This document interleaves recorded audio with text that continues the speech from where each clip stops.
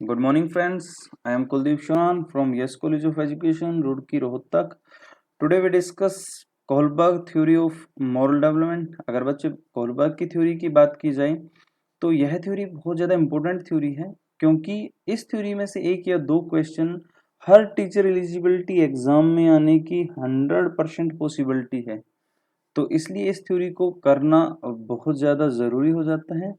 तो let's we start Kohlberg theory of moral development. First of all बात करें तो हु इज कोहलबर्ग। कोहलबर्ग जो थे, जिनका जन्म 25 अक्टूबर 1927 को न्यूयॉर्क में हुआ, और इन्होंने एक थ्योरी का डेवलपमेंट किया जिसे थ्योरी ऑफ मॉरल डेवलपमेंट की बात करते हैं 1958 में। और कोहलबर्ग जो थे वो जीन पियाजे और जॉन डीवी से बहुत ज़्यादा प्रभावित थे, और उनके प्रभावित होने के बाद अगर इन्होंने इस थ्योरी का निर्माण किया। जो मॉरल डेवलपमेंट की थ्योरी थी वो बेस किस पर थी, डिपेंड किस पर थी, थिंकिंग पर डिपेंड थी। अगर बच्चे कोलबर्ग जो थी, अगर बात की जाए, कोलबर्ग जो थे वो प्याजे की थ्योरी से प्याजे से प्रभावित भी बहुत थे, और प्याजे की जो थ्योरी थी मॉरल डेवलपमेंट की, उससे वो 100% एग्री थे। अब उन्होंने क्या किया, इसकी थ्योरी को क्या किया, कोलबर्ग जो 1938 में थ्योरी दी थी मॉरल डेवलपमेंट की, उस थ्योरी की उन्होंने क्या किया, उसको फर्दर एक्सटेंड किया है।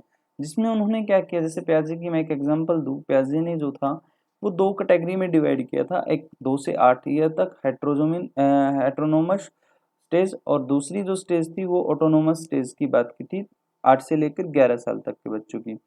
तो कोलबर्ग से जो थे उन्होंने इस थ्योरी को एक्सटेंड कर दिया, उस थ्योरी से प्रभावित भी थे, और उन्होंने अब उस चीज को आगे बढ़ाया कि उसमें क्या है। अगर इस थ्योरी को हम बात करें तो इन्होंने क्या किया, प्याजे की थ्योरी को या अपनी थ्योरी को दो तरीके उन्होंने क्या एनालाइज किया है, एक मॉरल रीजनिंग के बेस पर, और रिएक्शन ऑफ देयर डेलिमा, जो उनके बच्चों के रिएक्शन हैं उसके किस चीज पे, जो उनकी दुविधाएं हैं उस पर, जो उनके रिएक्शन है उस पर उन्होंने अपनी थ्योरी का निर्माण किया। और इनकी मृत्यु जो थी 19 जनवरी 1987 को हुई थी। अब बात की जाए बच्चे मोरलिटी की, मोरलिटी क्या है। मोरलिटी को अगर हम एक नॉर्मल वे में बात करें, मोरलिटी जो है वो राइट और रोंग के बीच डिसीजन लेना है। क्या कौन से रूल्स हैं जो हमें राइट और रोंग को सिलेक्ट करने में हमारी हेल्प करते हैं। दूसरी हम बात कर सकते हैं कि लॉ और रूल्स जो हैं हमारे, उनको समझने को हम क्या कहते हैं, मोरलिटी कहते हैं। तो अगर बात की जाए बच्चे मोरलिटी क्या, कॉग्निशन प्लस सोशल स्किल्स, तो ये दोनों मिलकर क्या करते हैं, एक पर्सन के अंदर मोरल वैल्यूज और मोरल रीजनिंग का डेवलप करते हैं, जिसके कारण वो क्या करता है, उसके अंदर मोरलिटी का विकास होता है। अब बच्चे मॉरल डेवलपमेंट की बात की जाए तो मॉरल डेवलपमेंट क्या है, चाइल्ड रीजनिंग अबाउट मोरलिटी। भाई बच्चे की तर्क क्या है, किसके प्रति, मोरलिटी के प्रति उसके विचार क्या हैं। और अगर हम बात कर सकते हैं their attitude towards moral gaps, अगर जो मोरल गैप रह गए हैं उनके प्रति उसके एटीट्यूड क्या है। और एक और बात की जाए तो their behaviour when faced with moral issue, अगर उनके सामने कोई मोरल इशू आया तो अब वो किस तरीके अपना बिहेवियर करेगा। तीन चीजें, पहली चीज क्या कि रीजनिंग क्या है मोरलिटी के प्रति, मॉरल गैप्स जो आ जाते हैं उनके प्रति एटीट्यूड क्या है, और जो इशू मॉरल इशू जो आते हैं उनके प्रति जो बिहेवियर करता है, वो तीनों चीजें क्या करते हैं, मॉरल डेवलपमेंट का एक पार्ट है। कि आपके सामने जिस तरीके का मॉरल इशू आएगा आप उस तरीके का बिहेवियर करोगे, जैसा आपके सामने मॉरल गैप्स आएंगे आप उस तरीके का उसके प्रति एटीट्यूड दोगे, जिस तरीके की मॉरलिटी की आप उसके तरीके ही रीजनिंग करते हो।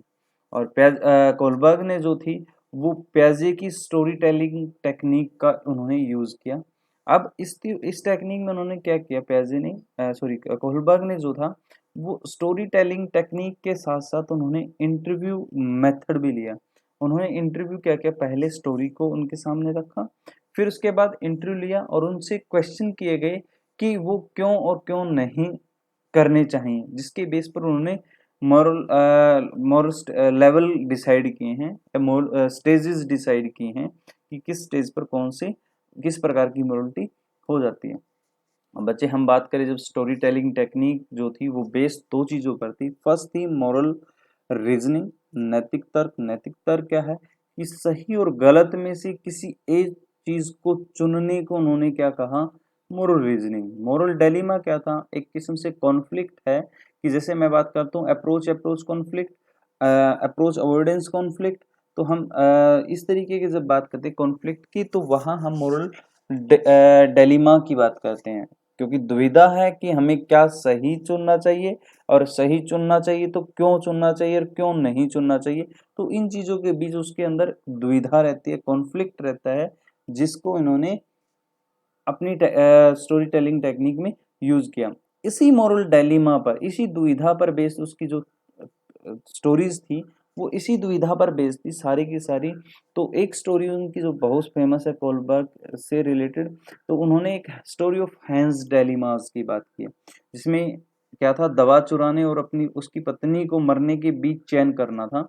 जो स्टोरी ये इस तरीके थी, स्टोरी क्या थी कि हेंज नाम का एक व्यक्ति था यूरोप में, जिसकी वाइफ को एक स्पेशल कैंसर था, एक अलग तरीके का कैंसर था, जिसकी जिससे रिलेटेड एक दवा थी जो सिर्फ उस एरिया में एक ही शॉपकीपर के पास थी, और उस शॉपकीपर ने उस दवा का 10 गुना दाम मांगने शुरू कर दिए थे। जिस तरीके कहते हैं कि हेंस जो था उसके पास $200 होते हैं, वो शॉपकीपर के पास जाता है उस दवा को लेने के लिए, लेकिन शॉपकीपर कहता है कि नहीं भाई, मैंने मेरे पास दवा जो है वो $2000 की है।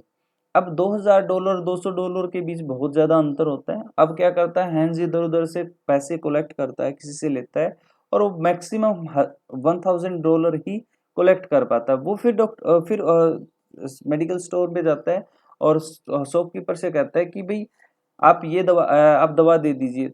शॉपकीपर कहता है कि नहीं भाई, मैं 2000 से एक भी कम नहीं दूंगा, आप लेनी है तो लो, नहीं तो नहीं लो। अब हंस क्या करता है, घर आता है और रात के टाइम क्या करता है, उस स्टोर का लॉक तोड़ता है और उसमें से दवा चुरा लेता है और अपनी पत्नी को दे देता है, और उससे इस तरीके वो अपनी पत्नी की वाइफ लाइफ बचा लेता है। तो इसमें इस बीच में क्या है, डिलेमा दिया गया है। जिस तरीके की उसने क्वेश्चन, ये स्टोरी सुनाई गई, इस तरीके की बहुत सारी स्टोरीज थी।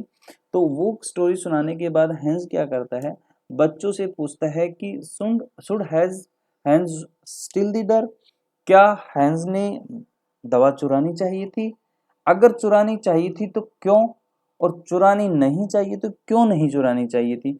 तो इस तरीके के क्वेश्चंस रखे हैं।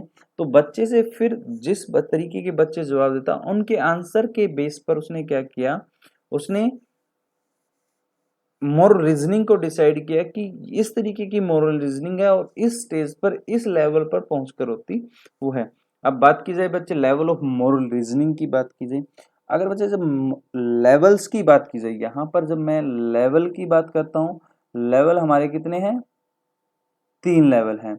अगर मैं स्टेजेस की बात करता हूँ तो स्टेजेस हमारे कितने, यहाँ से एक क्वेश्चन बन सकता है कि कितनी हमारी लेवल हैं और कितने हमारी स्टेजेस हैं। हर स्टेज, हर लेवल के अंदर 2 स्टेज दी गई हैं। जैसे प्री कन्वेंशनल लेवल, पूर्व परंपरागत स्टेज की लेवल की बात करें तो वहां पर क्या है कि वैल्यू इन एक्सटर्नल इवेंट, बाहरी जो इवेंट हैं उन पर वैल्यू की बात रखी है, जिसकी 2 स्टेज है। पहले प्रिंसमेंट ओबिडेंस ओरिएंटेशन, दूसरी इंस्ट्रूमेंटल एक्सचेंज ओरिएंटेशन। दूसरी कन्वेंशनल स्टेज, परंपरागत स्टेज, जिसको परफॉर्मिंग राइट रूल, भाई यहाँ पर हम परफॉर्म करना है किसके प्रति, राइट रूल्स के प्रति। जिसमें हम कह सकते हैं फर्स्ट स्टेज की बात, थर्ड स्टेज की बात करते हैं, गुड बॉय और नाइस गर्ल की बात हम करते हैं। फिर फोर्थ स्टेज की बात करते हैं, सिस्टम मॉनिटरिंग या सोशल अप्रूवल की बात हम करते हैं फोर्थ स्टेज में। पोस्ट कन्वेंशनल की बात करते हैं तो पोस्ट कन्वेंशनल में share standards, rights and duties की बात हम कर सकते हैं, जहां पर सोशल कॉन्टेक्स्ट सिचुएशन और यूनिवर्सल एथिकल प्रिंसिपल ओरिएंटेशन की हम बात कर सकते हैं मोर थर्ड लेवल के अंदर 2 स्टेजेस में। अब बात की जाए तो सबसे पहले प्री कन्वेंशनल लेवल की जब बात करते हैं, डिफरेंट बुक में लिखा है कि कहीं लिखा है कि आपको अप टू 10 ईयर, कहीं अप टू 8 ईयर, क्योंकि आप थोड़ा इस चीज पर ध्यान रखें क्योंकि मोस्टली बुक में 10 ईयर लिखा तो आप 10 ईयर ही मेंशन कीजिए। अब यहाँ पर बात की जाए बच्चे तो प्री कन्वेंशनल पूर्व परंपरागत लेवल की बात करें तो पूर्व परंपरागत लेवल में हम क्या करते हैं कि सेल्फ इंटरेस्टेड अब बच्चे के खुद के इंटरेस्ट के ऊपर की बात की है उन्होंने कि बच्चा सेल्फ इंटरेस्टेड है तो ही मोरलिटी सीख पाता है। We don't have personal code, यहाँ कहता है कि बच्चे के पास कोई पर्सनल कोड नहीं है। और दूसरी मोरलिटी जो है वो एक्सटर्नल कंट्रोल्ड है, कि बाहर से कहीं कंट्रोल होती है मोरलिटी, हम खुद नहीं करते control. Children accept and believe the rule, भाई चिल्ड्रन एक्सेप्ट और बिलीव करता है रूल्स पर, किसके थ्रू? अथॉरिटी के थ्रू। जैसे मैं अगर बात करें हम कि बच्चे को अगर आपने कोई काम दिया, बच्चे ने वो काम किया तो आप क्या करते हो? उसको शाबाशी देते हो। अगर काम नहीं करता या शरारतें करता तो आप उसको क्या थप्पड़ मारते हो। तो बच्चा जो है वो अथॉरिटी के ऊपर डिपेंड है, अथॉरिटी जैसे उसको सिखाएगी वो वैसे ही काम करेगा। इसी तरीके एक्सटर्नल कंट्रोल की बात कर सकते हैं। और रीजनिंग की अगर हम बात करें इस लेवल पर, रीजनिंग जो है फिजिकल कॉन्सिक्वेंस ऑफ एक्शन, जो हमारे फिजिकल कॉन्सिक्वेंस हैं उनके ऊपर बेस्ड है। और इस स्टेज को हम कह सकते हैं कि pre moral level, morality level से पहले की स्टेज हम इसको कह सकते हैं। फर्स्ट हम बात करें स्टेज की तो पनिशमेंट या ओबीडियंस ओरिएंटेशन की बात करते हैं। ये बिहाइंड इगोइज्म, इगोइज्म के पीछे की स्टेज है जिसमें हम बच्चा जो है इगोइज्म से परे होता है। यहाँ पर बिहेवियर जो है, जो उसका व्यवहार जो है वो determine by consequence of sorry consequence of physical consequence की बात कर सकते हो। फिजिकली जो चीजें हैं उनके ऊपर हम बात यहाँ कर सकते हैं, या एक्सटर्नल जो बात की जाए वो वहां पर डिटरमाइन करता है बिहेवियर। और children will obey order to avoid punishment, बच्चे जो हैं वो पिटाई के डर से, जैसे बच्चे आप किसी कोई काम दिया, बच्चे शरारतें करते हैं तो आप उसको थप्पड़ लगेगा तो ये नहीं करना, तो बच्चा उस काम को नहीं करता। तो पनिशमेंट से बचने के लिए वो क्या करता है? मोरलिटी को फॉलो करता है। बच्चे, हम कहते हैं बच्चे थप्पड़ लगेगा अगर आपने जो कोई आया तो उसको नमस्ते नहीं की, तो वो चीजों पिटने से बचने के लिए, पनिशमेंट से बचने के लिए क्या करता है? मैं आपको ये चीज नहीं दूंगा, ठीक है, हम कहते हैं कि बच्चे को हम आपको ये चीज नहीं देंगे अगर आप इस तरीके की शरारतें करोगे। मैं आपको अब रिवॉर्ड दूंगा कि आप जब भी कोई घर पे मेहमान आता तो आप उसको नमस्ते करोगे, पैर छूओगे। तो बच्चा जो है पनिशमेंट से बचने के लिए यहाँ जो है वो मोरलिटी को करता है। अब अगर यहाँ बच्चे से अगर हम एग्जांपल बात करें हैंस की स्टोरी से ही, कि क्या हैंस को दवा चुरानी चाहिए थी या नहीं चाहिए थी, तो बच्चा क्या करता है? He go to jail if he caught, अगर वो पकड़ा जाता है तो वो क्या करेगा? जेल चला जाएगा। तो जेल जाने से बचने के लिए वो क्या करता है? चोरी नहीं करता। तो इसलिए फर्स्ट स्टेज में हम बात कर सकते हैं इस तरीके कि वो पनिशमेंट से बचने के लिए वो चोरी नहीं करेगा। दूसरी इंस्ट्रूमेंटल पर्पस की बात करें या म्यूचुअल बेनिफिट की बात करें, तो बच्चे एक थोड़ा सा मैं इसको समझाने से पहले एक पॉइंट आपको एग्जांपल दूंगा। जैसे मैं कहता हूँ कि म्यूचुअल बेनिफिट, मैं कहता हूँ मैं आपके लिए ये काम कर रहा हूँ तो आप मेरे लिए ये करोगे। जैसे मैं कहता हूँ कि अगर मैं आपके लिए ये चीज लेके आऊंगा तो आप मुझे मेरा होमवर्क कर दोगे, ठीक है। तो इस तरीके की क्या है कि हम म्यूचुअल बेनिफिट के लिए हम क्या करते हैं। और यहाँ पर हम बात करें इंस्ट्रूमेंटल, साधनात्मक, भाई साधन की बात करते हैं हम, जो हमारा साधन का मतलब यहाँ बच्चे है कि जैसे हमने कहा कि मैं आपका काम करता हूँ तो आप मेरा काम करो। और child confirm to receiving reward और सेटिस्फाई पर्सनल नीड्स, अब बच्चा जो है वो क्या कहता है कि कंफर्म हो जाता है कि उसको सिर्फ और सिर्फ, क्योंकि पहली स्टेज में तो वो पिटने से बचने के लिए, अब उसको क्या चाहिए कि उसको सिर्फ रिवार्ड रिवार्ड चाहिए, उसको पनिशमेंट नहीं चाहिए। क्योंकि उसको पता है अगर पीटूंगा तो मेरे को दर्द होगा, या मुझे कोई चीज किसी चीज पे अगर डांट लगेगी गलत काम करूंगा, तो इसलिए वो हमेशा रिवार्ड लेने के लिए अच्छे काम करता है या मोरलिटी करता है। राइट इज फेयर एक्सचेंज, अब देखो बच्चे राइट इज फेयर एक्सचेंज में अगर मैं एक एग्जांपल दें कि जैसे आप कहते हो कि मैं आपकी पीठ खुजाता हूं तो आप मेरी पीठ खुजाइए, मैं आपकी पीठ खुजाता हूं। तो यहाँ राइट जो है, व्हाट इज राइट, वो मोरल गाइड का काम करता है कि भाई राइट ये है कि अगर आपने मेरी पीठ खुजाई तो मैं आपकी पीठ खुजाऊंगा। तो इसलिए क्या है कि हम यहाँ right is what is fair, fair हमने यहाँ पर गाइड बना लिया कि फेयर जो है वो एक गाइड का काम करता है। और अगर हम हैंस का एग्जाम्पल लें तो हेंजने shopkeeper being greed by changing so much. अब कहता है कि भाई स्टोर कीपर बहुत ज्यादा पैसे मांग रहा है, वो उससे कहता है कि भाई मेरे पास तो 200 ही रुपये हैं, आप 200 रुपये में दे दीजिए। वो कहता है नहीं, मैं नहीं दूंगा 200 रुपये में, क्योंकि उसको पर्सनल है, क्योंकि अब भाई एक पर्सन के पास है, किसी और के पास नहीं, तो अकड़ तो दिखाएगा ही। तो इसी तरीके वो क्या करता है, वो उससे हेल्प करता है कि आप भी मेरा काम कीजिए, मैं भी आपका काम कर देता हूँ।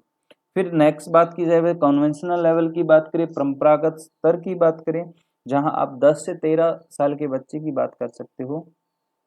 अब बच्चे यहाँ एक क्वेश्चन आता है, जब ये पूछा जाए कि प्याजे की हेट्रोनोमस स्टेज किस स्टेज तक है, तो आप प्री कन्वेंशनल लेवल लोगे।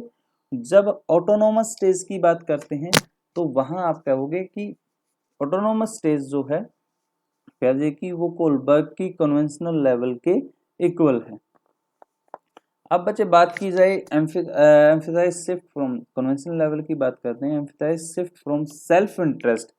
अब जो कन्वेंशन प्री कन्वेंशनल लेवल था वहां सेल्फ इंटरेस्ट की बात की गई थी कि सारे के सारे अपने पर्सनल उसके इंटरेस्ट है किसी चीज को, उसको उसको तारीफ चाहिए, तो वो क्या करता है कि वो सेल्फ इंटरेस्ट था, वो पिटने से बचने के लिए, रिवार्ड लेने के लिए काम कर रहा था। अब यहाँ क्या हुआ कि सेल्फ इंटरेस्ट जो है वो चेंज किस में हो गया, रिलेशनशिप विद अदर पीपल, कि दूसरों लोगों के साथ उसके रिलेशन कैसे हैं, अब वो इस चीज में शिफ्ट हो गया। और सोशल सिस्टम, अब सेल्फ इंटरेस्ट सोसाइटी पर डिपेंड हो गया या जो उसके आसपास के लोग हैं उनके ऊपर डिपेंड हो गया, कन्वेंशनल लेवल के ऊपर।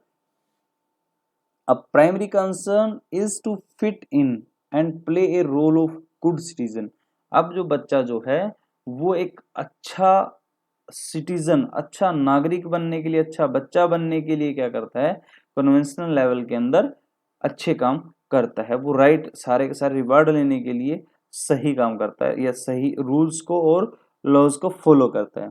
Strong desire to follow rules and law. अब उसकी स्ट्रॉन्ग डिजायर क्या है भाई, उसको सोसाइटी में अपना नाम चाहिए कि मैं, ठीक है, आई की बात जब करते हैं, इगोइज्म की बात करते हैं, क्योंकि पहले में बिहाइंड इगोइज्म था, यहाँ इगोइज्म की बात करती कि मैं, सारे यूं कहे कि भाई ये अच्छा है, ये अच्छा है, ये अच्छा है, इस चीज को लेने के लिए वो क्या करता है, वो स्ट्रॉन्ग डिजायर उसकी अब ये बन जाती आई। यहाँ पर क्वेश्चन एक बार आया था, क्वेश्चन पूछा गया था कि भाई किस स्टेज के अंदर, किस लेवल के अंदर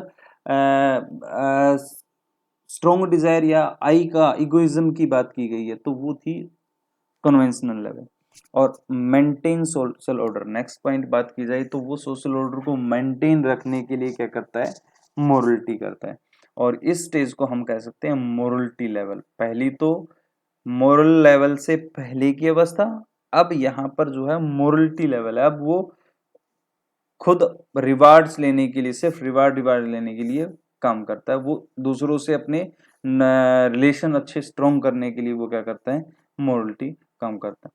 अब गुड बॉय नाइस गर्ल की जब बात की जाती है बच्चे, या सोशल अप्रूवल की बात करते हैं, जैसे हम बातें हैं कि भाई आपकी सोसाइटी में ये पर्सन जो है, सबसे अच्छा लड़का ये है, सबसे अच्छी लड़की ये सबके काम करती है, सबका कहना मानती है, भाई सोसाइटी ने अप्रूवल दे दिया, क्यों, क्या कि भाई ये तो सबसे अच्छा है, तो उस अप्रूवल को लेने के लिए हम थर्ड स्टेज की बात हम कर सकते हैं। कहीं तो आपको ये यहाँ तक मिलेगा और कहीं आपको ये सिर्फ सोशल अप्रूवल मिलेगा।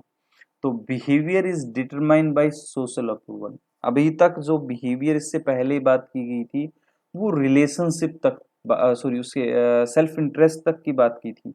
अब जो बिहेवियर जो है वो डिटरमाइन किस चीज पर करने लगा, सोशल अप्रूवल पर। सोसाइटी ने उसको कैसे किस उस पे बना डिपेंड किया है, तो हम यहाँ पर कह सकते हैं सोशल अप्रूवल में। और दूसरी बात, children want to maintain and win the affection and personal and approval of other being a good person. वो अच्छा बनने के लिए, अच्छा पर्सन दिखाने कि लोग उसको अच्छा अच्छा कहें, इसलिए वो क्या करता है, वो मेंटेन रखता है सोशल अप्रूवल को। यहाँ पर जो हमारी मोरलिटी है। और negative action will harms to those relation. अगर वो गलत काम करता है तो वो क्या करता है, उसके रिलेशनशिप को हार्म्स करते हैं, उसको नुकसान पहुंचा सकते हैं। अगर मान लो उसने 100 अच्छे काम किए कि उसने गलत काम कर दिया, तो वो क्या कहेंगे, फटाक से उसको कह दिया जाएगा कि भाई क्या होगा कि तुमने तो गलत किया, हम तुम्हारे साथ नहीं बैठेंगे। तो हार्म्स किसको किया, हार्म्स ऑफ दोज रिलेशनशिप, जो लोगों के साथ उसने गलत किया, तो वो पहले उसने चाहे 100 अच्छे किए, वो एक गलत काम के साथ उसके साथ गलत होगा। अब यहाँ अगर एग्जाम्पल की बात की जाए बच्चे, क्यों चुरानी चाहिए क्यों नहीं, तो बच्चा इस एज ग्रुप का बच्चा जो कहता है कि वो अपनी वाइफ को ये दिखाना चाहता है कि वो एक अच्छा पति है, ठीक है। तो इसलिए वो क्या करता है, अपनी अपनी सोच, क्योंकि अब तो उसकी सोसाइटी उसके घर में है फिलहाल, तो उसको दिखाने के लिए वो क्या करता है, अच्छा बनने के लिए वो दवा चुराना पसंद करता है। और लॉ एंड ऑर्डर की बात की जाए तो बच्चे यहाँ पर फोर्थ स्टेज की जब बात करते हैं, law and order, social rule and law determine behaviour. अभी तक बिहेवियर जो था वो सोशल अप्रूवल को डिटरमाइन करता था, लेकिन अभी जो है रूल जो है, सोशल रूल या फिर जो हमारे लॉ हैं, वो आपके बिहेवियर को डिटरमाइन कर रहे हैं। रिस्पेक्ट लॉ एंड अथॉरिटी, जो आप रिस्पेक्ट करते हो किसकी, जो आप आसपास के नियम है या आपके जो सीनियर्स अथॉरिटीज हैं, आप उसकी रिस्पेक्ट करना शुरू करते हो इस स्टेज के अंदर। Children now take into consideration of large perspective. यहाँ देखो पिछली स्टेज के अंदर क्या था, सिर्फ उसको अच्छा बनने के लिए उसने सिर्फ अपनी वाइफ के तक, ठीक है, वो अब वो बढ़कर क्या हुआ कि उसकी सोसाइटी तक आ गया, लार्ज पर्सपेक्टिव में पहुंच चुकी है। अब वो क्या करता है कि वो सोसाइटी, अगर सोसाइटी को पता चलता है कि भाई उसने दवा चुरानी चाहिए नहीं, तो वो अपनी, अब पहले तो इंडिविजुअल उसने वाइफ तक था पिछली थर्ड स्टेज में, अब उसने क्या किया, अब वो लार्ज पर सोसाइटी पर पहुंच चुकी है बात, वो लार्ज पर्सपेक्टिव की, इसलिए उसने कंसिडर किया है कि लार्ज पर्सपेक्टिव। और moral decision making became more than consideration of close tie to other.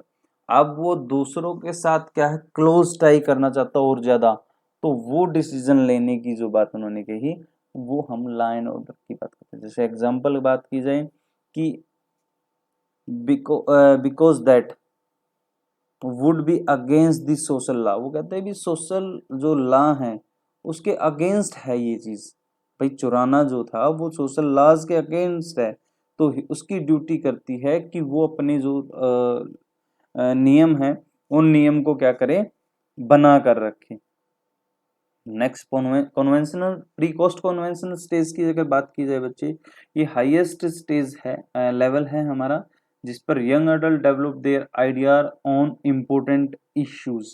जो आपकी इम्पोर्टेंट इशू हैं वो उन पर अपने आइडिया बना लेता है, वो डेवलप कर लेता है, भाई ये इम्पोर्टेंट है, इन चीजों पर मैंने क्या करना है, मेरे ये प्रिंसिपल हैं। जैसे हम कहते हैं कि आइडिया जो हैं उसके, वो idea based on universal principle, जो सार्वभौमिक सभी के लिए, वो बाइस नहीं है। पिछली स्टेज में तो बाइस था, किसके साथ बाइस था, कि उसकी वाइफ उसको अच्छा कहे, ठीक है। अब वो क्या कहता है कि नहीं, मुझे इसके साथ क्या है, यूनिवर्सल, भाई वो कहता है कि अब पूरी की पूरी जो दुनिया को मंजूर है उस चीज पर वो अपने आइडिया बेस्ड कर लेता है। और abstract principle and values that apply to all situation and society. अब जो उसके प्रिंसिपल हैं और उसकी वैल्यूज हैं, वो सभी की सभी सिचुएशन में, चाहे उसके घर के मेंबर है चाहे उसके बाहर के हैं, तो वो हर सिचुएशन में एक जैसी ही बात कहेगा, मैं, ठीक है। और कोई सोसाइटी आ जाए, कोई सिचुएशन आ जाए, हर सिचुएशन में वो एक से वैल्यू बना के रखेगा कि मैंने ये करना तो ये करना, ये दूसरे भी ने भी यही करना। और यहाँ बात की जाए बच्चे मोरल रीजनिंग की बात की जाए, moral reasoning is based on universal ethical principle and abstract reasoning. जो भी उसके कॉन्सेप्ट उसके बने हुए हैं, वो कॉन्सेप्ट रीजनिंग पर बेस्ड है सारा का सारा उसकी मोरल रीजनिंग। और यहाँ एक और पॉइंट, सबसे इंपॉर्टेंट पॉइंट बात की जाए बच्चे, इंटरलाइज प्रिंसिपल ऑफ जस्टिस।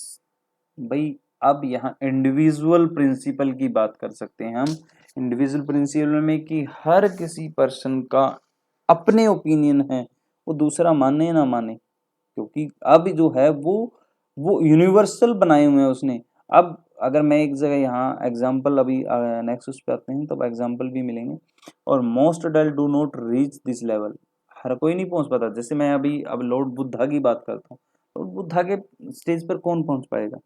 बहुत ही कम पर्सन है जो पहुंच पाएंगे, जो इतनी सारी अपनी जो ऐशो आराम को छोड़ सके और भाई पूरी की पूरी जो ह्यूमैनिटी के लिए काम कर रहा है, वो हम बात कर सकते हैं।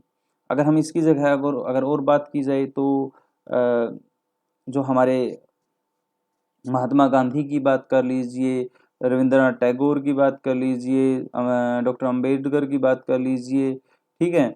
और अम, और भी जो हमारे मदर टेरेसा की बात कर लीजिए, तो ये सारे जो हैं वो इस स्टेज पर पहुंच जाते हैं। तो उस स्टेज के लिए हम तो हर कोई पर्सन इस स्टेज पर नहीं पहुंच पाता, और इस स्टेज को हम कहते हैं, अगर बात इस स्टेज की कही जाए, also called the self accepted.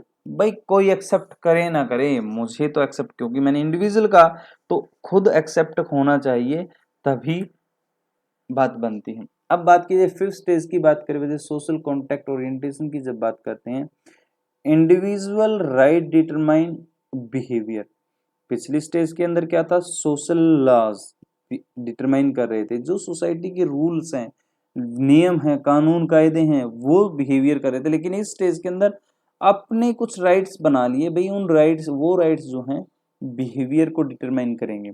और इस स्टेज पर क्या कहते हैं? People holding different opinion, rights, values and beliefs of other peoples.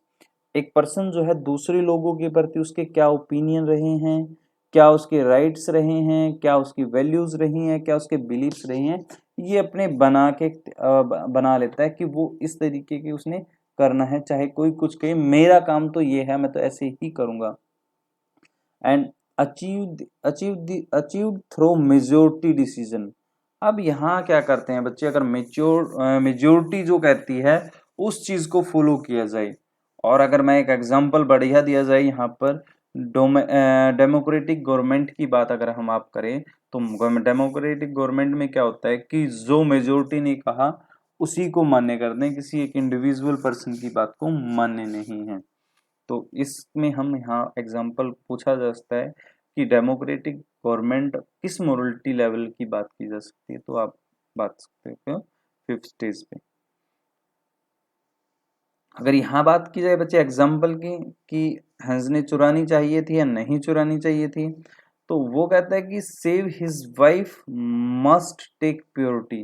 भाई उसके लिए उसकी वाइफ भी उतनी ही इम्पोर्टेंट है जितनी कि एक स्टोर कीपर के लिए क्या है, उसके प्रॉपर्टी राइट है, कि दोनों के दोनों चीजें उसके लिए इम्पोर्टेंट है। भाई स्टोर कीपर को अपनी प्रॉपर्टी, उसकी प्रॉपर्टी है, वो चाहे 10 की बेचे चाहे 100 की बेचे, उसके ऊपर डिपेंड है, वो फ्री में दे जाए, तो उसके लिए वो है, उसके लिए उसकी वाइफ, दोनों ही चीजों में उसको। अब यहाँ पर उसने किस चीज को डिसाइड किया, वो मेजोरिटी किस चीज को कह रही है, वो बातें यहाँ पर हम कह सकते हैं।